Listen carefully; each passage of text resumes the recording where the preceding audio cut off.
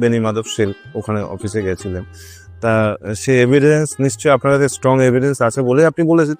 তা সে এভিডেন্স আমি চাইছি যে আমি দর্শকদের সামনে তুলে ধরতে, মানে দর্শক জানুক যে অরিজিনালি লোকনাথ বাবু সম্পর্কে আপনার যে তথ্যটা সেটা কতটা সঠিক। সঠিক তো আমি আমার বুক কেউ যদি চ্যালেঞ্জ করে আমি তখন তাদেরকে সামনে একদম। আর দ্বিতীয় হচ্ছে আমি চাকলা দান সম্পর্কে জানবো কিন্তু একটু অন্যভাবে। আমি আসছি ওটার পরে। হ্যাঁ, যেমন একটু বলি, আজও ভারতীয় লোকনাথ আশ্রমের মালিকানা সত্ত্ব আমাদের নামে।